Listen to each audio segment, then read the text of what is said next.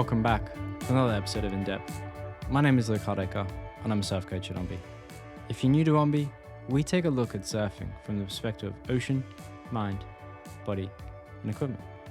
In this podcast, it's all about straight to the point tips, things that you can take away, implement into your surfing, the things that change the way you view your surfing. And this week, I've got an episode that's all based on a community suggestion, and that is, when should you go up to a bigger board? Everything's around going down to a smaller board, but when should you make that change? When should you disrupt that kind of behavior? So in the last few years, what choices have you made around board choices? Have they consistently gotten smaller and shorter? For the average surfer, there's this idea that you have to work towards surfing smaller and smaller boards with the aim of getting to a short board. But is that what you actually want to do in your surfing? Do you want to be surfing shorter boards and surfing like Mick Fanning? Or do you have another goal in mind? This whole podcast is about that topic and why you should scrap that idea and follow what you want to do, but also if you're gunning to go shorter, why sometimes going longer will help, and how to navigate the whole changing of boards. And before I jump into the detail about this one, there is a previous episode, I believe it is 23, which is all about what you can learn from riding a longboard. And that's all focused on how you can use a longboard to help with your turns, stance, and surfing in general. This podcast episode is not going to retrace those steps, but it's going to add to it. So why go for a shorter board? I'm going to cover that first. And the obvious reason for people to move to a shorter board is that it's more maneuverable. A shorter and less wide and less thick board will give you more responsive feeling in the board. It's this belief that most surfers feel this is what they need to start turning. But this can be a trap, especially if you had bad habits and bad coordination in your turns. Again, there's a previous podcast all about purposeful movement. I think it's in the 10s. A shorter board is going to amplify those bad movements and bad coordination, and it's going to respond to them more than your previous bigger board. What this means is that your smaller surfboard is going to become more uncontrollable if you don't have control of your technique. So I want you to work on this before you go down to a smaller board. And when you make that plunge to a smaller surfboard, first think about how you want to surf that smaller board. Can you adapt some of that style or work on some of those maneuvers already? Generally, there's nothing stopping you from surfing that way or trying to do these maneuvers on your current board. So you have a go and start trying to figure out how to surf that way or how to turn better while on a board you're familiar with and understand. By working on technique or style prior to the board change, you'll give yourself an easier time figuring out the kinks in your technique. The board you ride may need to be ridden to suit its design, especially if it's a longer board, meaning a longer turn. So you need to adapt. And once you change boards, there's going to be a learning curve and time you need to spend learning to adapt to it. When that change is going to a shorter board, it can throw your control, balance, and style out the window, as that board's now going to respond to every bad movement more now. If you struggle to navigate that change, again, there's a whole previous episode called Embracing the Suck. So why go for a longer surfboard then? Why make that change? And other than riding or wanting to ride a longer board, to move into mid-lengths, performance longboards, or nose riders, there is a lot to offer from a longer board. As I mentioned at the start, there's that previous guide. It's great for practicing technique, drawing out your turns to be longer and to flow with the board, as well as giving you time to relax, find your stance, and slow your surfing down.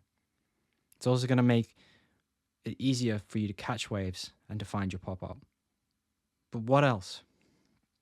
If you don't want a longboard or anything like that, why move back to a bigger board or a beginner's board? The advice I'd give centers around either a desire to surf that board, smaller conditions, or conditions that suit that board better, and always to surf the board that looks the most fun for that day, but it mainly centers around frustration. Typically, someone has moved down to a smaller board, and after a while, they just aren't gelling with it. Something's not right. The pop-up has gone to crap, the board isn't responding the way you want it to, and or Technique is just suffering while trying to wrangle the board in. When you get to this point, this is when you think, okay, I need to either identify the issue, push through and fix it, or you need a pattern interrupter. You need to break the cycle and reset. That bigger board is now the pattern interrupter that will help you break that bad habit. How long you ride it is up to you and the conditions you surf. You'll either want to just have a few surfs on it, slow it all down, and work on technique with a less uncontrollable board, or you want to reset completely and rebuild the confidence over a longer period of time. There's no perfect option though. It's what works for you and the conditions you surf. You don't have to blindly force yourself to just surf one board over and over without surfing any other board. Variety is the spice of life. Don't let yourself be stuck riding the one and only board. Let all of your boards teach you to be a better surfer by mixing them up and adapting your surfing to suit each board. This will make you a far better surfer in the long run. If you do make that move to a bigger board, and if you make it brief or longer, focus on building confidence. That's the biggest and most important part. Just go have fun. Catch waves and let the pain points disappear for a bit. When you're ready to work on technique, slow it all down. Introduce trigger words and pattern interrupters to help you work on that, and just take your time. And if you're new and you don't understand what a trigger word is, episode 2 will give you everything you need to know. Be curiosity driven, fail forwards, and challenge yourself to have a go more than seek perfection in every maneuver you do. And if you make that switch to a bigger board, understand how that design works and how it responds to your movements. Generally, it's going to turn slower and be similar to like turning a bus compared to a shortboard. So move with the board. And surfers moving from a smaller board to a bigger board, you're generally going to have the issue of expecting the board to get on rail easier and end up applying too much force or incorrect technique where you lean over the board too much, the board doesn't move much, and you just face plant into the water. This is actually good, but only if you learn from it. You need to figure out how to get that board on rail and move with the pace it wants to go. You need to adapt the movements and how you flow in those movements to suit the board. Moving to a bigger board will also open you up to different lines and different options. Play with those lines and find the fun in riding a longer board. Not every bigger board is suited to cross-stepping or nose riding, but if your board is designed to suit, have a go and don't be stuck in, I only do performance surfing. So in summary, don't fall into the trap of every surfer should ride shorter boards. Set your goals of what you want of your surfing to look like and feel, and make choices on boards to suit that. Move to a shorter board after you've worked on technique with a board you're used to, and make the switch when you're ready and looking for a board that gives you a more responsive feel. Embrace the change and challenge of riding a different board early on, and that will take time to adjust how it responds. It's going to take time to work on your technique. If you find your technique or surfing is feeling worse, or you're getting deep into consistent frustration, make a change. Go to a board you can build confidence on, have fun, and then reconnect with better technique. A longer board will allow you to work on drawing out turns and provide a more stable foundation for the pop-up. The main thing is variety is the spice of life. Don't be stuck riding only one board. Choose the board that looks like the most fun for that day and mix and match your boards to suit.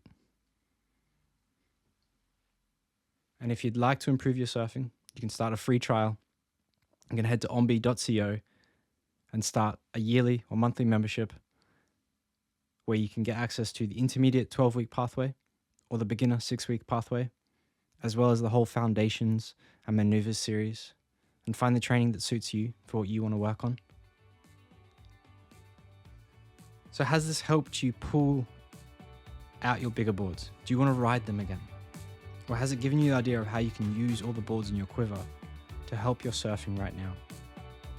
Or are you stuck in a rut, surfing only one board, and maybe it's time to mix it up? I'd love to know. You can reach out anytime, message me in the app, or send an email to info@ombi.co. Next week, I'm going to cover the idea of effective training and practice. How you can ensure you get the most out of your time, and how you can apply slow as smooth and smooth as fast.